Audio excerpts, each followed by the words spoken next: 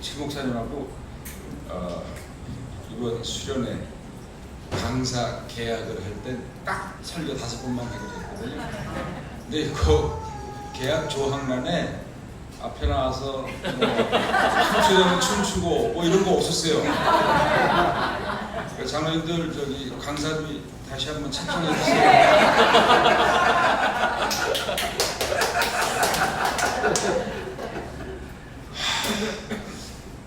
제안하는데요. 다음 주 주일 예배 드릴 때 수련회 참석하셨던 분들 다 앞으로 나오세요. 그리고 이거 들고 한번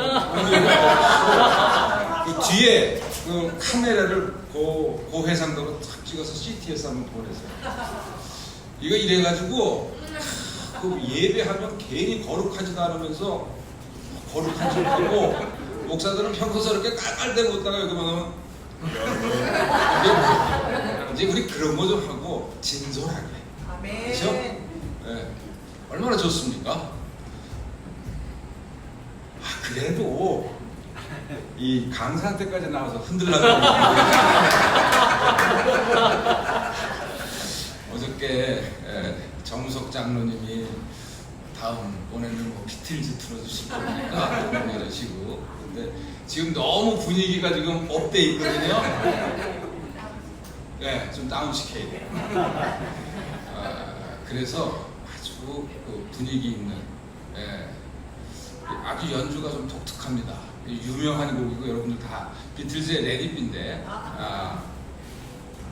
저는 이 노래 연주, 뭐 런던 심포니에서부터 다양한 연주들 다 갖고 있는데 이 연주가 아주 독특해요. 한번 들어보시죠. 조금 더 업 해주세요.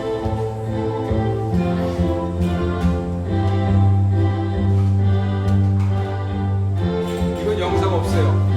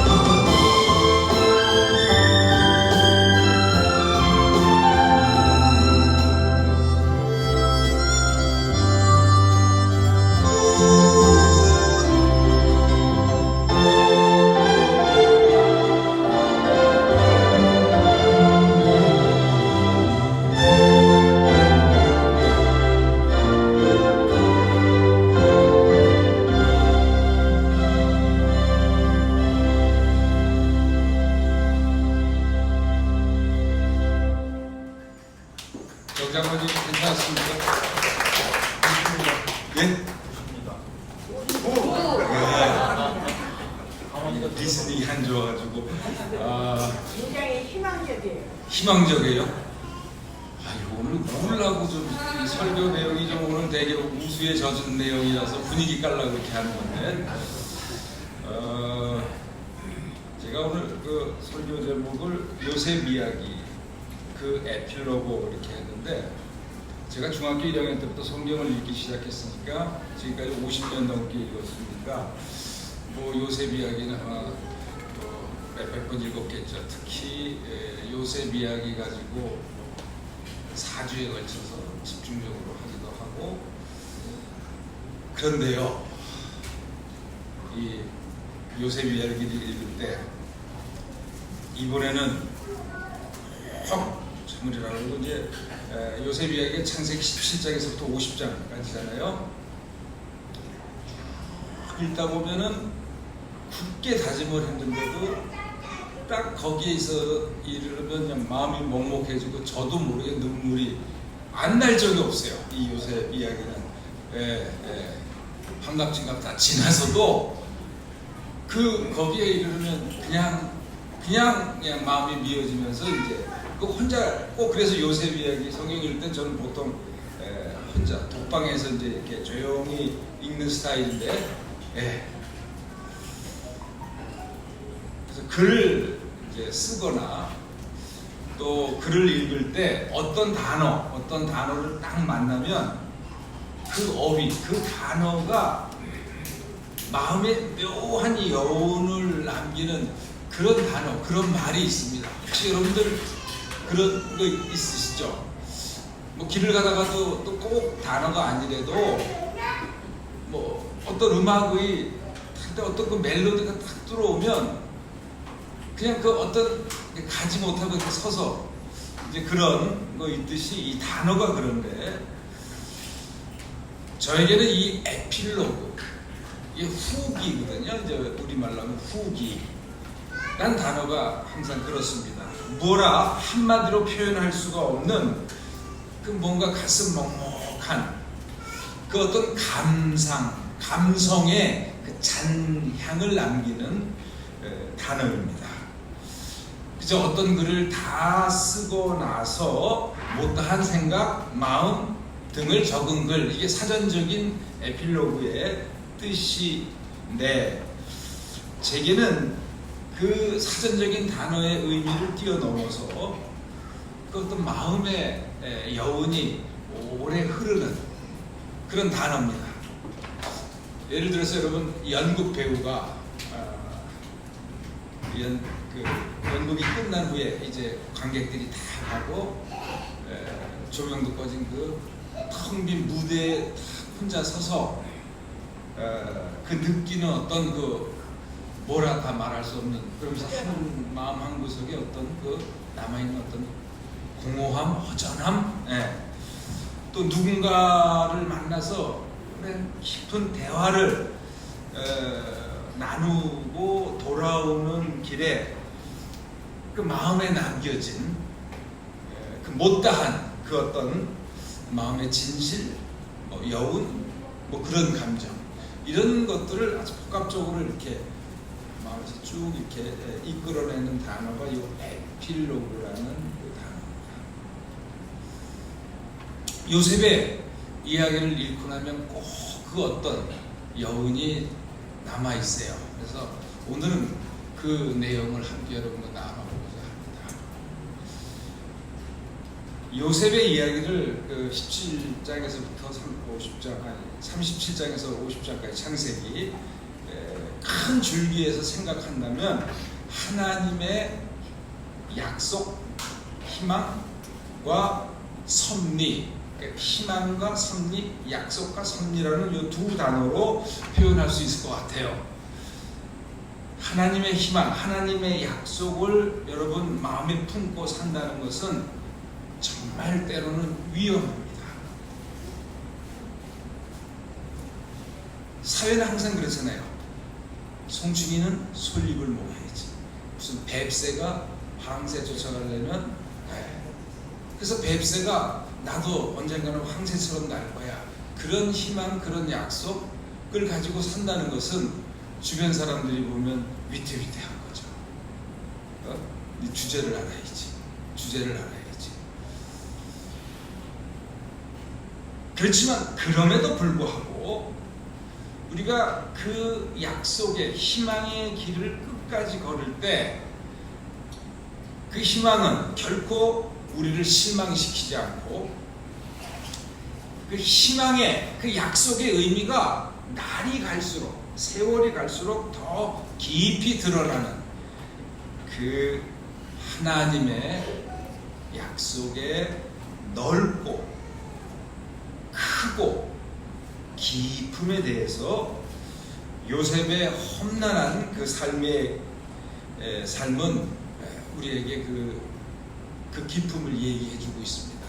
하나님의 약속에 우리가 함부로 말할 수 없을 정도로 요셉 이야기를 거기까지만 생각하고 마치면 그래도 마음에 못한 이 여운이 남죠.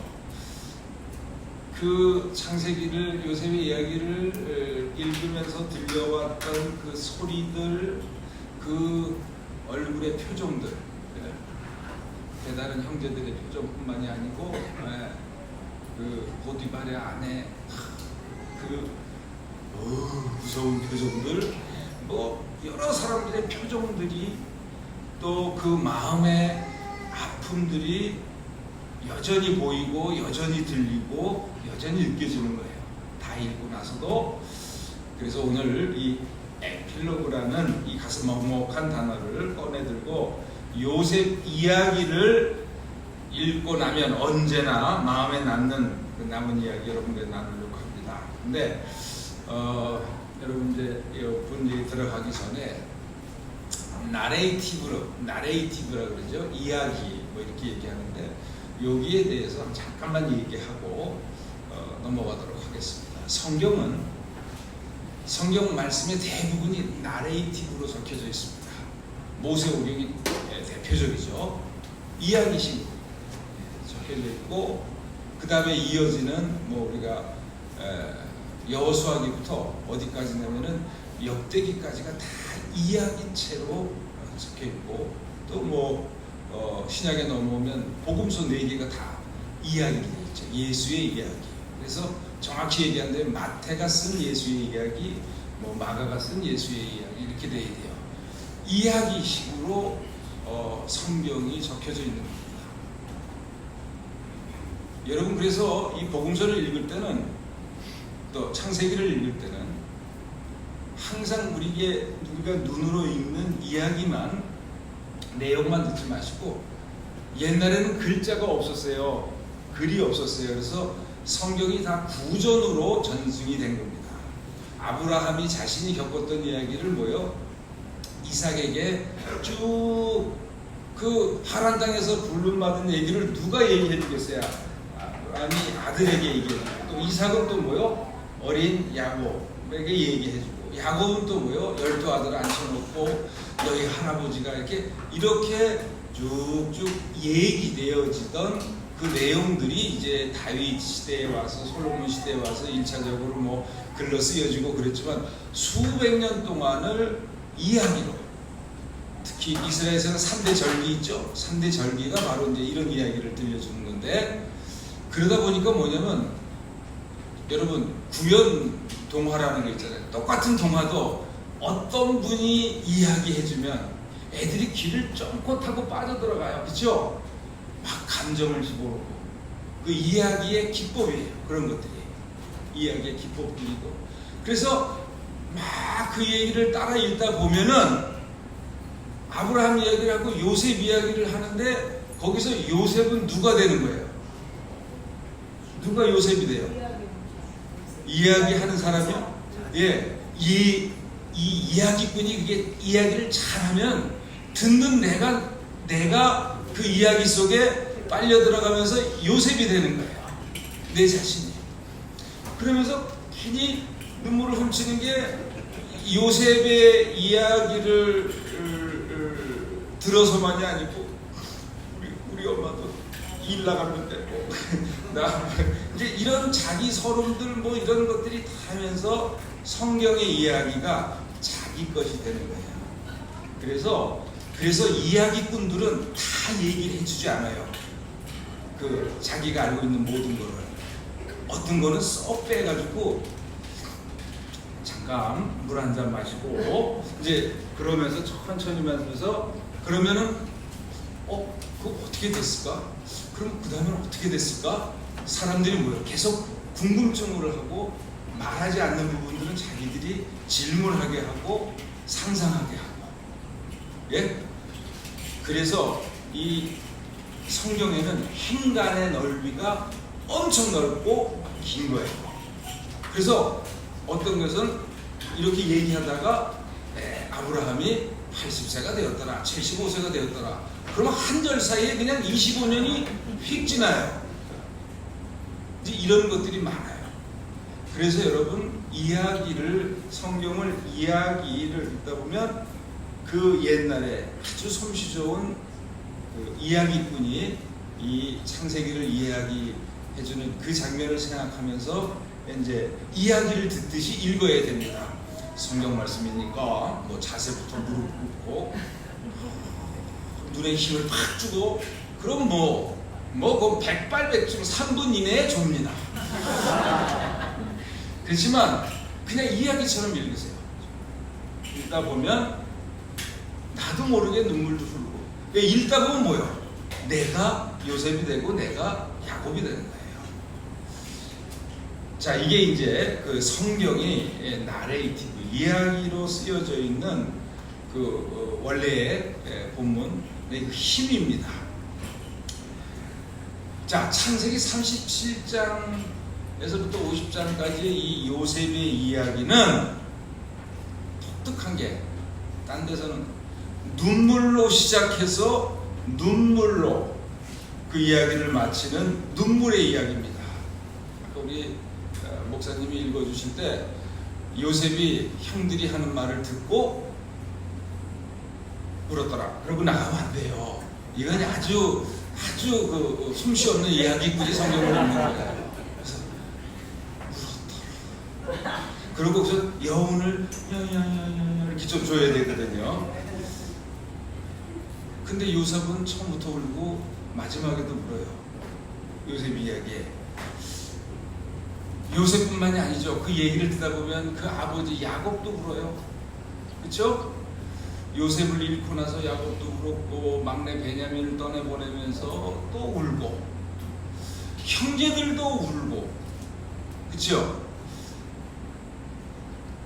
그리고 오늘 이 본문 17절에 와서는 형제들이 아버지가 돌아가신 후에 나를 우리들 해코지하면 어떡하지 저 동생이 하고 믿지 못하는 그 모습을 보고 요셉은 또 한숨 깊은 눈물을 흘립니다.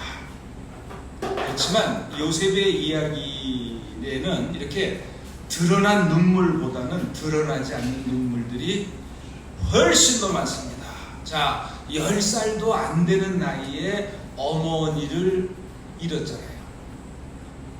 이 어린 요셉을 생각해 보세요. 엄마 장사를 치르고 올 때 이 어린 요셉을 생각해 보세요. 엄마 없음? 그것은요, 마음에 눈물을 기본으로 깔고 사는 아이들입니다. 웃으면서도 그 눈빛을 보면 항상 슬픔이 배어 있죠. 엄마! 그래서 아버지 야곱의 남다른 사랑을 받지만 그 아버지의 편에는 또 배다른 형제들의 시기를 불러오죠. 그래서 결코 아버지로부터 많은 사랑을 받았지만 행복한 사랑이 아닙니다. 미움받음, 배신당함, 팔려감, 모함당함, 그 치를 떨만한 그 억울함. 그런데 그 억울함을 어느 곳에도 누구에게도 하소연할 수 없어요.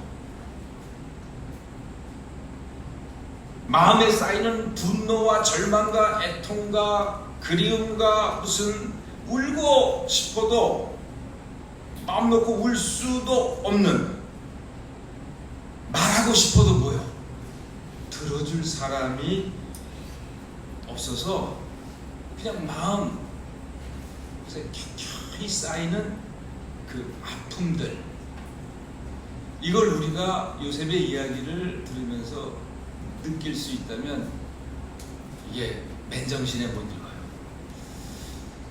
요셉의 이런 아픔들은 그렇기 때문에 결국 우리들의 삶의 이야기가 되는 겁니다. 또 우리 자신들의 이야기잖아요.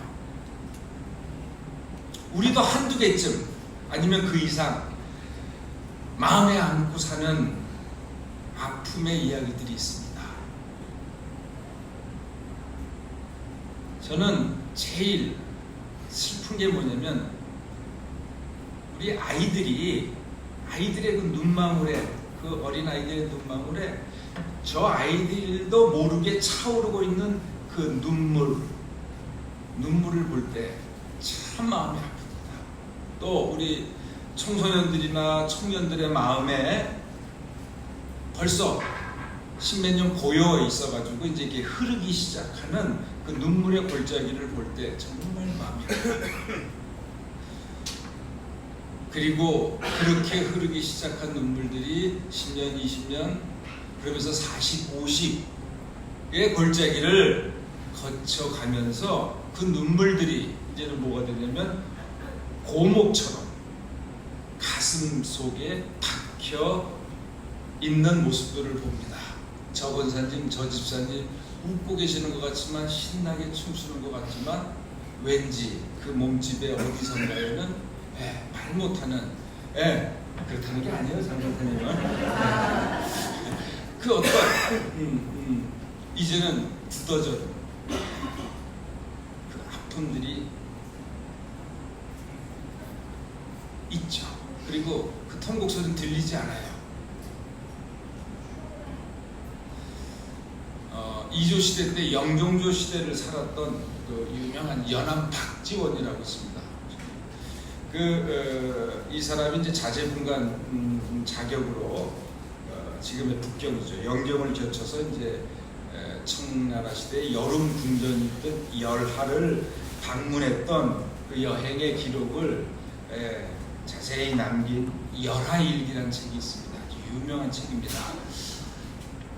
이제 그 열하일기를 보면 그 북경으로 가던 길에 말로만 듣던, 이 조선 땅에서 말로만 듣던 요동벌판, 지금 만주벌판입니다.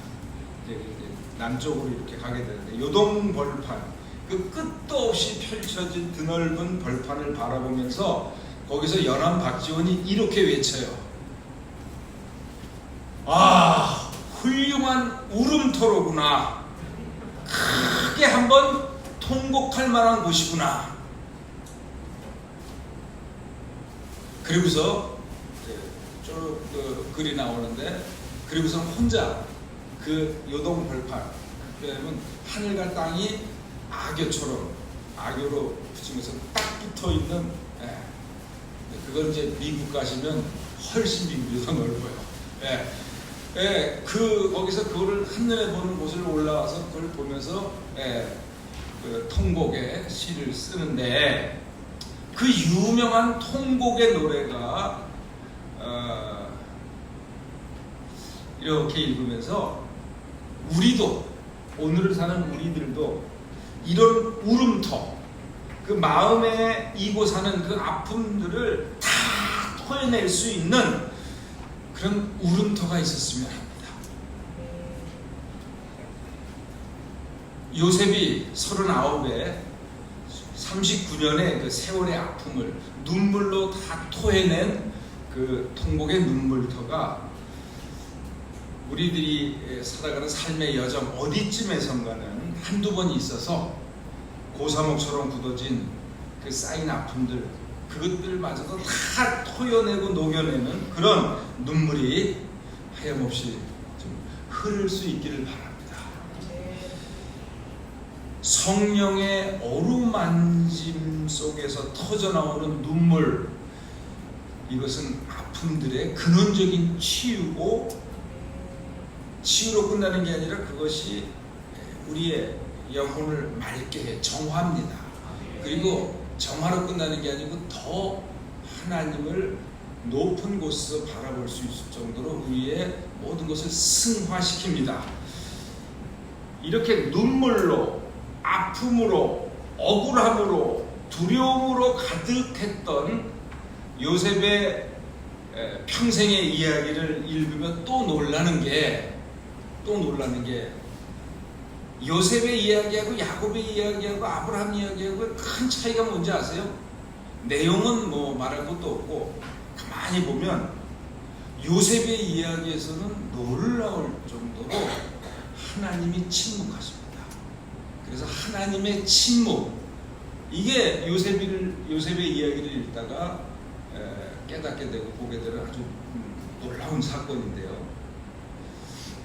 그 아버지 야곱의 이야기를 읽다 보면 하나님이 아주 자주 등장하세요. 예? 어려울 때, 뭐 위기의 때마다 나타나셔서 위로하시고 도와주시고 또 다시금 도닥거려 주시고 약속의 말씀을 들려주십니다. 야곱의 경우에는 또 아브라함도 그렇죠. 그런데 요셉의 이야기에 들어와서는 단 한 번도 하나님께서 요셉에게 나타나셔서 말씀해 주시는 경우가 없습니다. 꿈에라도 단 한 번도. 아니 목사님, 요셉이 어렸을 때 꿈 꿨잖아요. 근데 요셉이 꿈을 꿨어요. 그렇지만 하나님이 이런 걸 보여주셨어요 하고 말하는 거 있어요 없어요?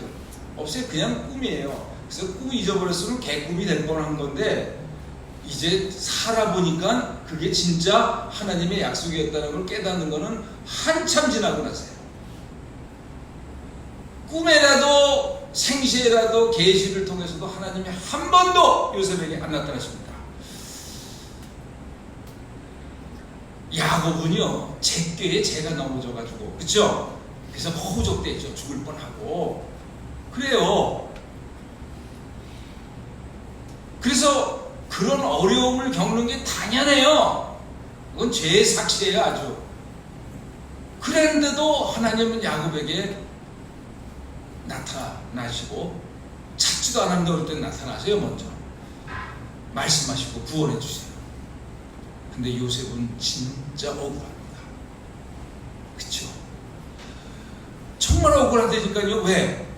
정직하잖아요. 신의를 지키잖아요. 근데 바로 그것 때문에 고난을 겪어요. 그쵸? 그것도 아주 보통 고난이 아니에요. 극심한 고난을 겪습니다.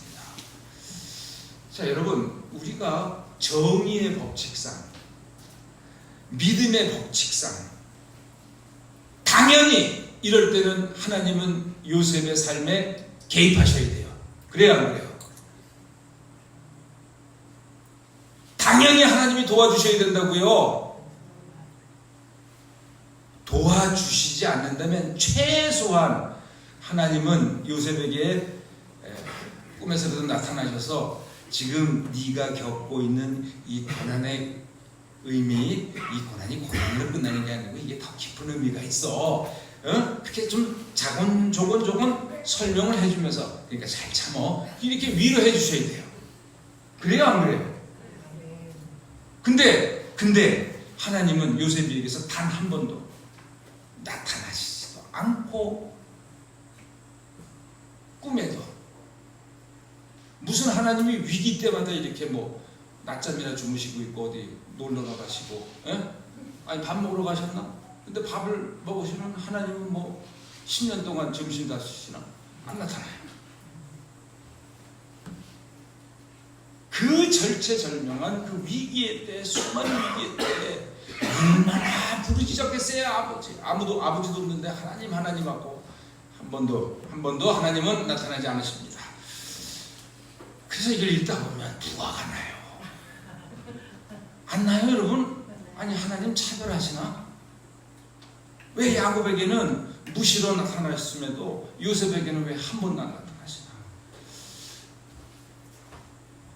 여러분, 성경 읽다 보면 이런 질문들 많잖아요. 베드로하고 야고보가 사도행전에 보면 같이 감옥에 갇혔어요. 그래요, 안 그래요? 그래서 야고보는 먼저 뭐예요? 헤롯 3세에 의해서 참수당했잖아요. 죽었잖아요. 그러니까 백성들이 좋아하는 걸 보고 이제 베드로도 조금 더 있다가 무슨 명절에 착 한 다음에 이제 아주 백성들 앞에서 목을 치려고 베드로는 갖춰놓는데 그 베드로는 어떻게 해요? 천사가 나타나서 묶인 사슬도 다 풀어주고 구원하셨어요. 그래요, 안 그래요? 네. 그러면 야고보 사도에게 아들이 있었다고 합시다. 그럼 그 가족들 시험 받겠어요, 안 받겠어요? 아니 근데 그래도 씨발 안 그랬어요.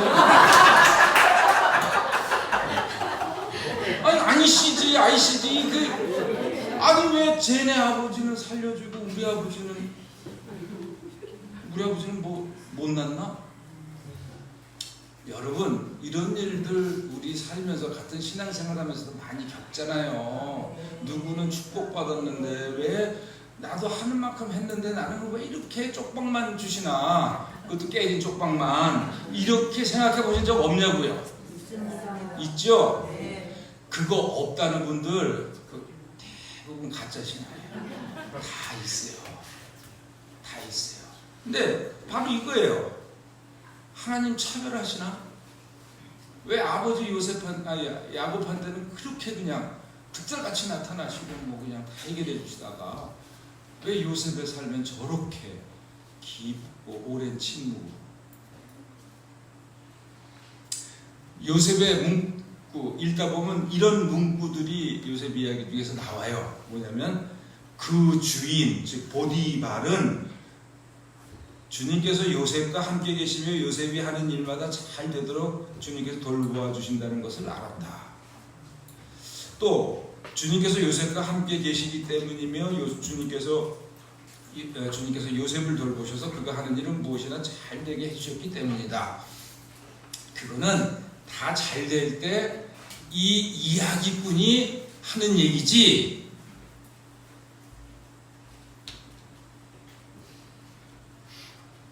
남들이 요셉을 보고 하는 말이지, 정작 요셉에게는 한 번도 이런 말씀 직접 안 해주십니다. 하나님과 함께 하심, 하나님이 나와 함께 하신다고 이 말을 요셉이 하나님으로부터 직접 듣고 싶어 할 때마다 하나님은 언제나 침묵하세요.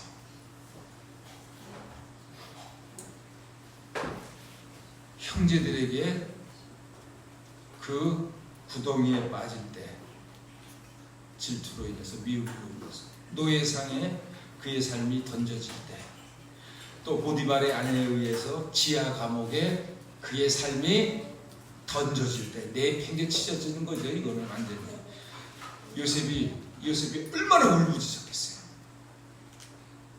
얼마나 간절히 기도했겠어요. 그럴 때마다 번번이 하나님은 침묵하십니다. 요셉에게 삶이 절망으로 죽음으로 던져진다는 것이란 하나님에 의해서 버림받는 것이고, 버림받음보다 여러분 더 비참한 게 뭔지 아세요? 잊혀짐입니다. 잊혀짐. 그 무서운 하나님의 침묵은 하나님에게 잊혀진 삶으로 우리의 마음에 남게 됩니다. 아니 뭐 저 김한국의 권사는 응답도 자주 받고 뭐 그래서 산다는데 어떻게 나는 한 번도, 나는 하나님 모르시나 봐. 하나님이 얼굴 보시나 피부 보시나. 내가 막상 어려울 때는 침묵만 하시는 하나님, 그 하나님을 남들이 뭐라고 하건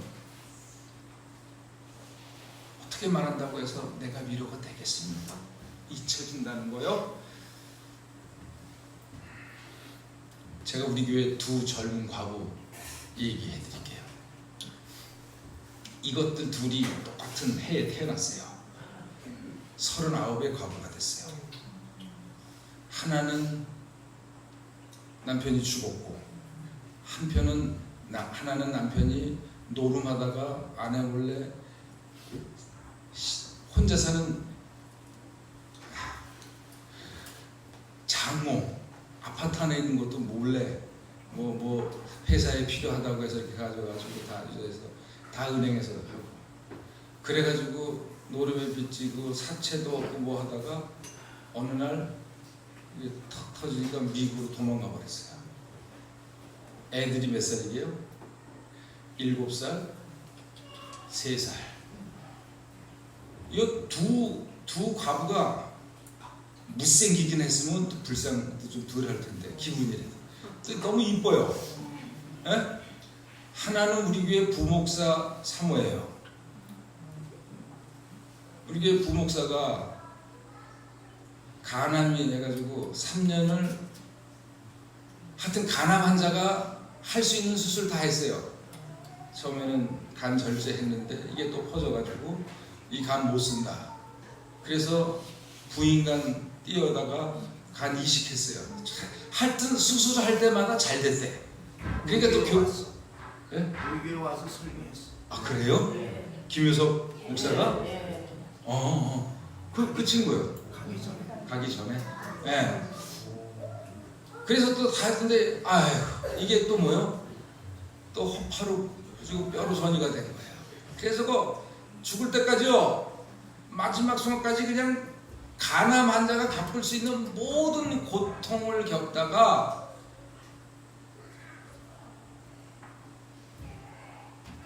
죽었어요. 내가 죽는 놈한테 뭐라 그랬는지 아세요? 넌 좋겠다. 넌 하늘 나면 빨리 가 좋겠다. 야 자식아, 저 애들하고 쳐드신, 그리고 또 이 어머니가 또 과부예요. 청산 과부예요. 그리고 또 그 할머니도 과부예요. 그래서 이제 이거 젊으면, 그럼 3대 과부 나한테 맡겨놓고 너는 먼저 가면 되냐? 이 나쁜 놈아. 사실은 인데 나쁜 놈 하지만 속으로 누구한테 욕하는 거예요? 네. 아니 얘가 뭔 죄가 있다고 일 데리고 가십니까? 데려가려면 나를 데려가시든지 하지. 예? 인제 40 넘어서 목사 안수 받고 지 엄마가 소원이 아들 목사 되는 거 보는 거였거든요. 그 시골에서 저 청송에서 깜깜한 데서 그냥 이 아들 목사 되는 거 하나 하고 30대 때부터 과업을 찾고 있는데, 그래서 이 아들이 아들이자 친구이자 남편이자 모든 거예요. 이 39살 된 하고 애들 처자식, 이거보다도 저는 그 어머니 생각하면 안 돼요. 하나님, 이러시면 안 됩니다. 이러시면 안 됩니다. 온 교회가 마지막 순간까지 기도했어요. 3년 동안. 근데 기적은 안 일어났어요. 근데 제가 울 수는 없잖아요. 또. 저보고 어쩌라고 얘를 데려가십니까?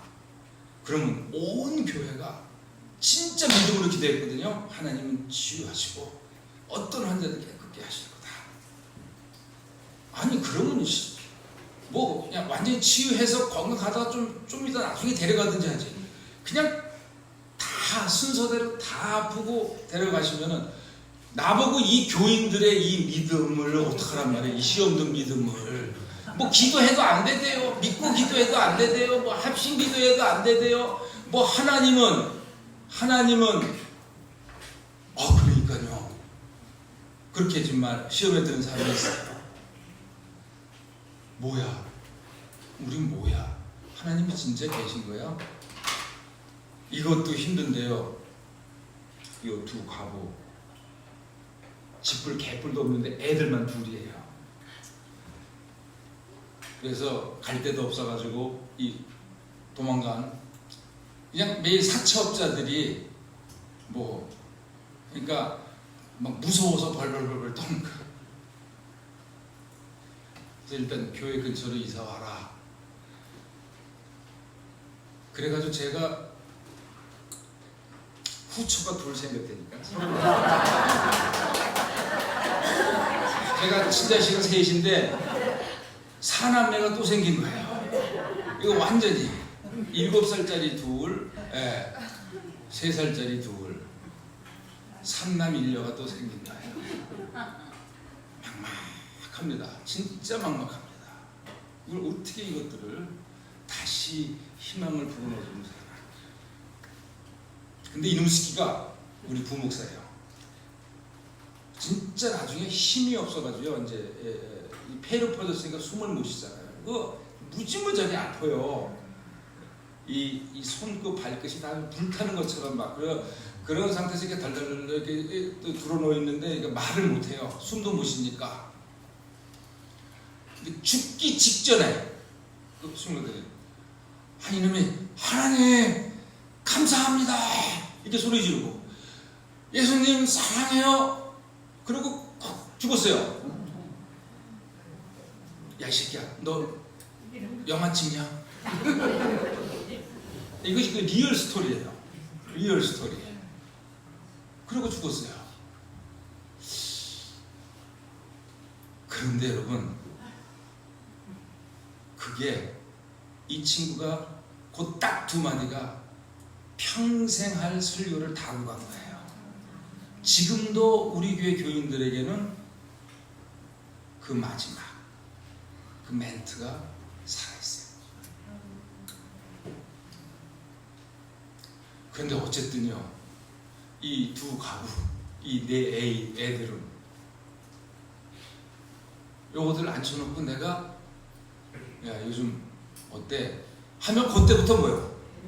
그냥 쪼르륵 쪼르륵 어디 가서 애들 앞에 물지도 못하고 그렇잖아요. 뭐하지만 그냥 마르지 않는 생수라니까요. 눈물이 계속. 그러지 본인들은 말은 못해도 우린 버려졌나? 잊혀졌나? 제가 시 하나 읽어드릴게요. 또 분위기 잡는데 그러지 마시고 그 마리 로랑생이라는 그 프랑스 여자 시인이 쓴 것을 이건 남자들은 잘 들어줘야 돼요. 이 여자들은 이렇구나. 근데 문장이 똑같은데 단어만 계속 바뀌니까요. 잘 들어보세요. 따분한 여자보다 더 불쌍한 여인은 슬픈 여자입니다. 슬픈 여자보다 더 불쌍한 여인은 불행한 여자입니다. 불행한 여자보다 더 불쌍한 여인은 병든 여자입니다. 병든 여자보다 더 불쌍한 여인은 버림받은 여자입니다. 버림받은 여자보다 더 불쌍한 여인은 고독한 여자입니다. 한 남자한테 버림받았다가 딴 남자 만나면 되잖아요. 근데 만날 수 없어서 늘 혼자인 고독한 여자보다 더 불쌍한 여인은요 쫓겨난 여자입니다. 쫓겨난 여자보다 더 불쌍한 여인은 죽은 여자입니다. 근데 죽은 여자보다 더 불쌍한 여인은 잊혀진 여인입니다. 여자들은 이렇구나. 우리 집사람이 날 잊으면 잘 됐지 뭐. 우리 이럴 건데 그렇잖아요. 아멘.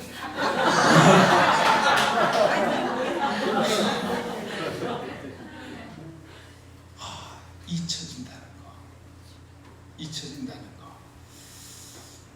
그런데 우리 하나님의 무서운 침묵이 바로 우리들의 신앙 얘기입니다. 늘 우리 자신에게만 얘기죠. 나는 하나님한테 잊혀졌나?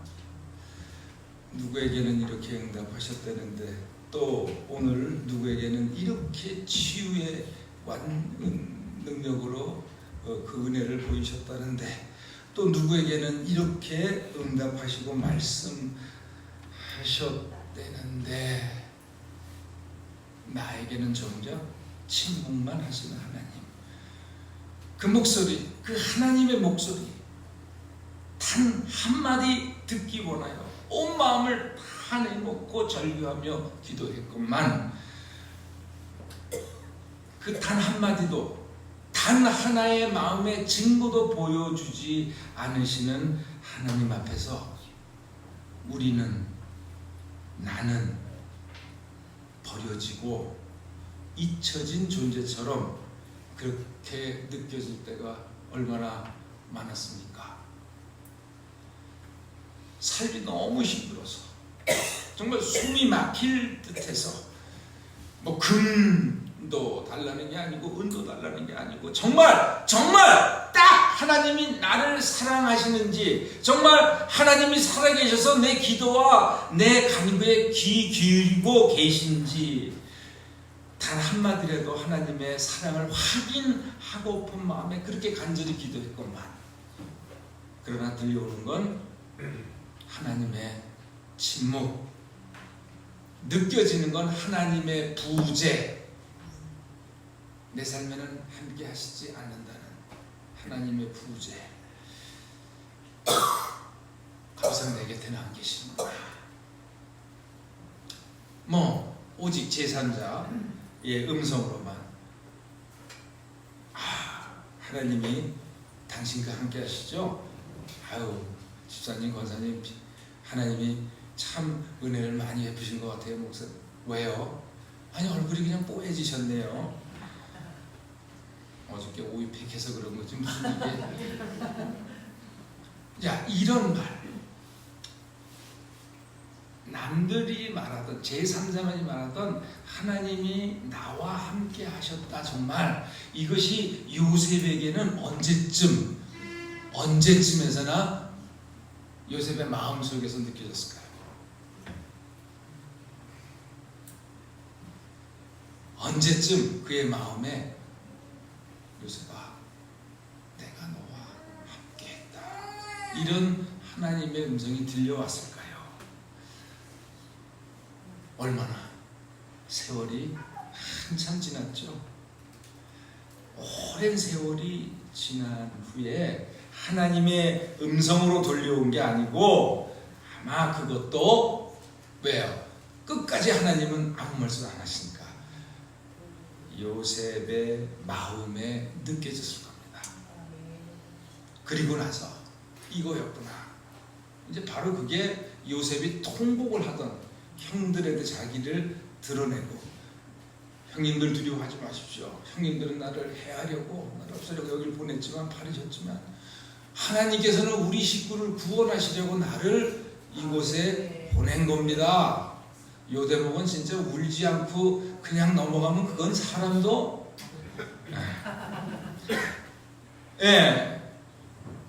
그리고 나서 이제 깨닫게 됐겠죠. 왜 자기를 이렇게, 하여튼 이렇게 하나님이 이런 뜻에서 나를 온갖 역경을 끄면서 이 자리에 오르게 하신 거구나, 오늘을 만나게 하신 거구나. 아마 그때 깨달았지 않았을까 싶어요. 그러면서 이렇게 아마 고백하지 않았을까. 그 오랜 시간의 하나님의 침묵, 그것은 하나님의 동행과 하나님의 신실하심을 내 인격의 깊은 곳까지 뿌리 내리게 한 침묵이었다. 그 깊은 하나님의 침묵,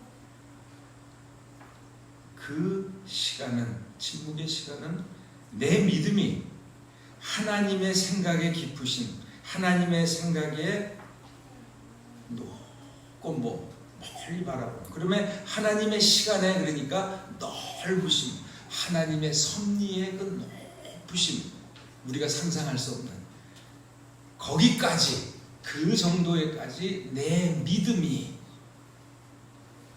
뻗어나가는 시간이었다.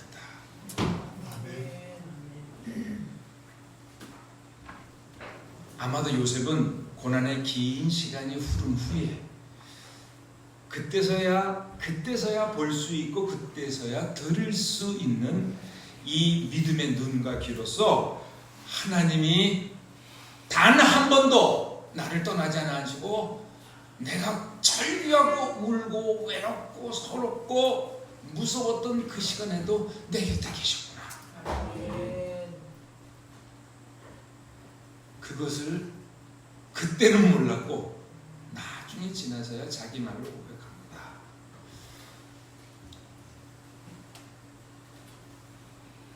점심 먹을 때가 되나요? 조금 더 해도 돼요? 네. 아 이거 강사비 여기 상경할 때 이거 시간이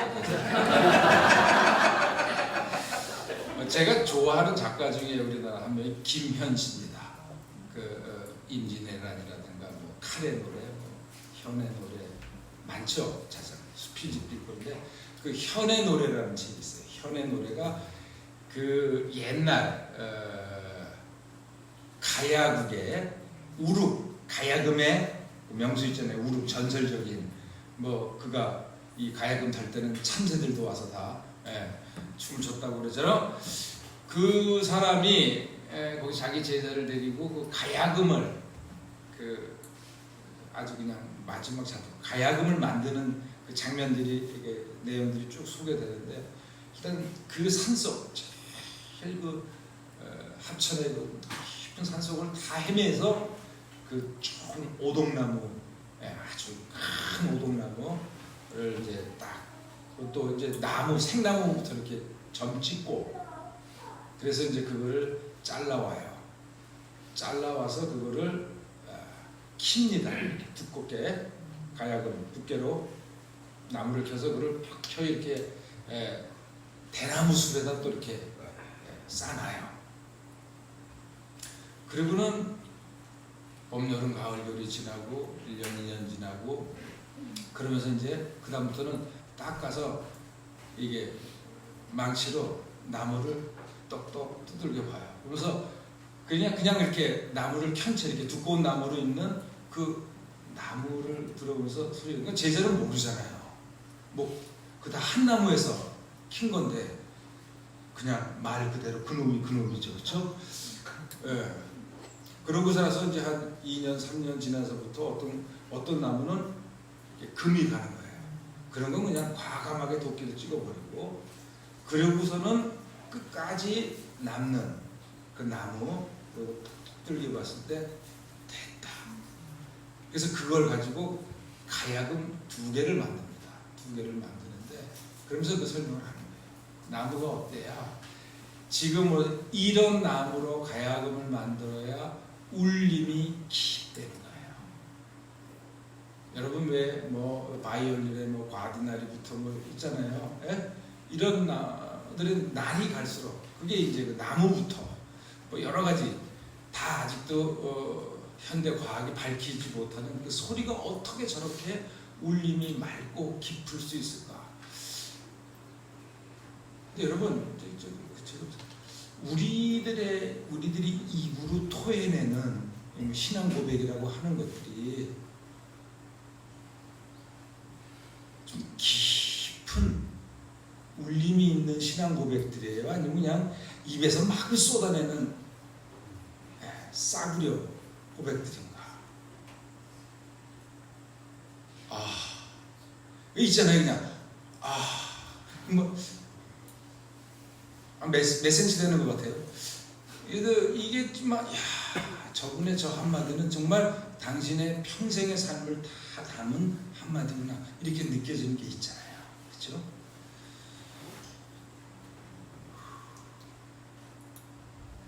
하나님의 침묵으로 점철된 그 고난의 깊은 세월. 그러나 그 세월은 언젠가는 하나님의 사랑의 깊은 울림으로 들려옵니다.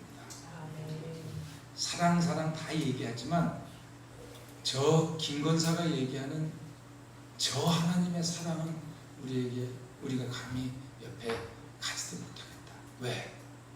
온 삶으로 온 평생을 그 고난을 통해서 깨달은 하나님의 사랑, 그 울림. 버려진 듯한 우리들의 시간, 잊혀진 듯한 우리들의 아픔들이 언젠가는 꼭 하나님의 사랑의 깊은 음성으로 여러분들 한 분 한 분의 삶에 꼭 들려오기를 바랍니다. 아멘. 하나님을 사랑하는 사람,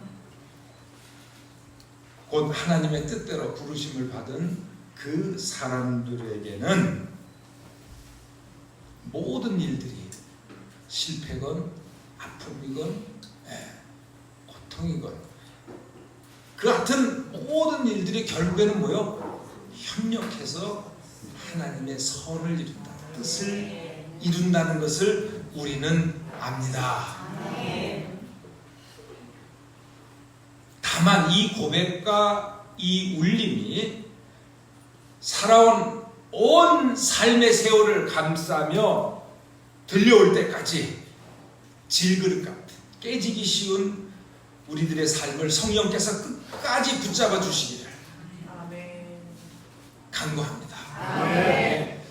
하나님의 침묵, 거기에는 우리가 다 이루 헤아릴 수 없는 깊은 의미가 있습니다. 그래서 내 삶이 뿌리채 흔들리는 것 같지만 늘 흔들리지만 아파도 참고 기가 막혀서 기도도 할 수 없어도 또 그때는 어금니 꽉 물고 가봅시다. 어디까지요? 끝까지. 10년, 20년, 30년 언젠가는 그 켜켜이 쌓이고 고인 눈물들을 다 쏟아내는 하나님의 섭리의 뜻이 밝히 드러나는 그 은혜의 울음터가 여러분의 삶에 어딘가에는 반드시 있을 겁니다. 그때는 아픔이 아니라 뭐예요? 기쁨이고 서러움이 아니라 뭐예요? 감사죠. 그 깊은 섭리의 의미가 이 가을의 국화처럼 가을꽃처럼 피어나는 그때 부르는 찬양이 여러분 진짜 찬양이고 배우에서 그 찬양의 눈물이 그 삶의 여울져 흐를 때 여러분 그런 맛도 있어야 될 거 아니에요. 하나님 다 보고 계십니다. 기도하겠습니다.